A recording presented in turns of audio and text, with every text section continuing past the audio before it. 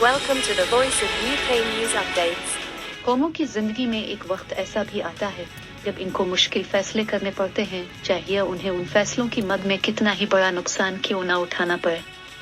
बहसवीर जैसे वसी और अरीज और सोने की चिड़िया जैसे खित्ते में मुसलमान वो वाहिद कौम है जिसने अपनी आमद से लेकर आज तक अपनी मुनफरिद हैसियत को न सिर्फ करार रखा हुआ है बल्कि इस हैसियत को बरकरार रखने के लिए लाखों जानों की कुर्बानी देनी पड़ी है, जो सिलसिले बर सिलसिले और जमाना बर जमाना जारी और सारी है। इस मुनफरिद हैसियत को जब खो जाने का अंदेशा हुआ तो मुसलमान कौम ने अंदर ही अंदर अपने खोए हुए ज़मीर को कई बार जगाया और फिर सोने नहीं दिया। गोया मुसलमानान हिंद ने उसूल के लिए सईला हासिल नहीं की।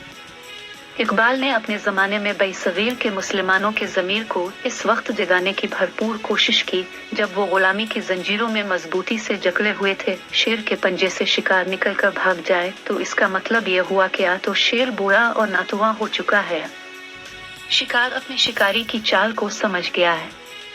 इकबाल ने अपनी खस्ता हाल बेयार और मददगार गरीब कौम को इस तरह जगाया कि दुनिया अंगुश्त और बदंदा रह गई। वो कौम जो तालीम में सबसे पीछे और तरक्की में पसमानदा, सोच सिर्फ फिक्र फर्दा तक महदूद थी, जिसे हिंद वहे की गालिब अक्सरियत ने मजलूम और फकीर बना दिया था और जिसे अपनी शनाख्त खत्म होने का खतरा महसूस होने लगा था। ऐसे में इकबाल की सोच और फिक्र ने कौम में बेदारी की नई रूह फूंक दी। इकबाल ने कहा कि पश्चा बायत खुर्द ए अक़वाम शर्क, बाज रोशन में शूद ए अयाम शर्क, कि हमसे क्या कोताही हुई है, हम इस कोताही और पस्ती से कैसे निकल सकते। गुज़श्त ओ आफताब आमद पदीद, अपने ज़मीर में इनकलाब बर्पा कीजिए, फिर देखें कि तारीकी कैसे ढलती है और सतवर तरीन कौम और दूसरी तरफ दुनिया की मक्कार और शातिर कौम से अपने गुलाम और मुतासुनाना इस्तेहसाल का खराज वसूल किया और दुनियाए मुसलमानों ने अलग वतन का मुतालबा कर दिया। फिर किया था, हर तरफ ऐलान हुआ तो वो इलाके जो हिंदुस्तान में रह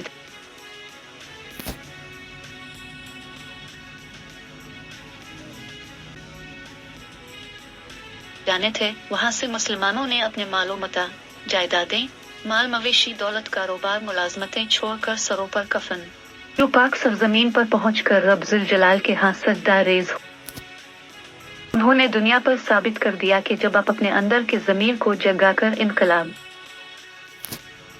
जर्नैल मोहम्मद बिन कासिम ने इस सरजमीन पर पहला कदम रखा, वहाँ से गोना गौन मसाइल और चैलेंजेस का सामना भी रहा है।